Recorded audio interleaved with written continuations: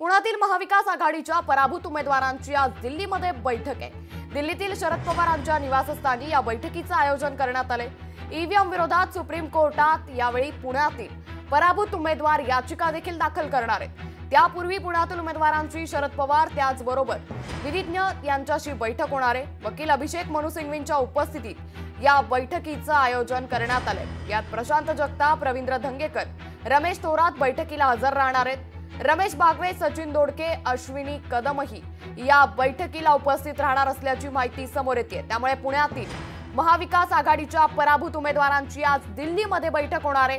दिल्लीतील शरद पवारांच्या निवासस्थानी या बैठकीचं आयोजन करण्यात आलंय। ईव्हीएम विरोधात सुप्रीम कोर्टात पुण्यातील महाविकास आघाडीचे पराभूत उमेदवार हे याचिका देखील दाखल करणार आहेत। त्यामुळे ईव्हीएम विरोधातील आता विरोधक आणखी आक्रमक होताना पाहायला मिळत आहेत।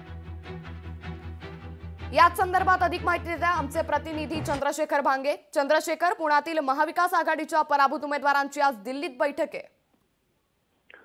खरं तर आपण पाहिलं की विधानसभा निवडणुकीमध्ये ज्या शहर आणि जिल्ह्यातील पराभूत उमेदवार आहेत हे आज दिल्लीमध्ये दाखल झालेले आहेत। ते जे आहेत ईव्हीएम मशीनच्या संदर्भामध्ये याचिका दाखल करणार आहेत आणि या सगळ्या याचिका दाखल करण्याच्या अगोदर जे आहे ते प्रसिद्ध वकील अभिषेक मनु सिंघवी यांची भेट घेणार आहेत आणि या सगळ्या भेटीमध्ये जे आहे ते ईव्हीएम मशीनच्या संदर्भातल्या महत्वाची जी माहिती आहे ते वकिलांना ते देणार आहेत। त्यामध्ये जर आपण प्रामुख्याने पाहिलं तर हडपसर विधानसभा मतदारसंघातून जे पराभूत उमेदवार आहेत प्रशांत जगताप या सगळे या कामासाठी ते पुढाकार घेत आहेत। त्याचबरोबर महाविकास आघाडीतील रमेश बागवे कंटोन्मेंटमधून पराभूत झालेले आहेत ते, त्याचबरोबर शिवाजीनगर मतदारसंघातून बहिरट हे उमेदवार आहेत ते पराभूत झालेले आहेत। त्याचबरोबर इंदापूरमधून हर्षवर्धन पाटील, दौंडमधून रमेश अप्पा थोरात, त्याचबरोबर आपण पाहिलं तर पिंपरीमधून सुलक्षणा सलगर यांच्यासह जे सगळे पराभूत उमेदवार आहेत महाविकास आघाडीचे ते सगळे आज दिल्लीमध्ये या संदर्भातली याचिका दाखल करणार आहेत। त्याच्या अगोदर जे आहे ती राष्ट्रवादी काँग्रेसचे अध्यक्ष आहेत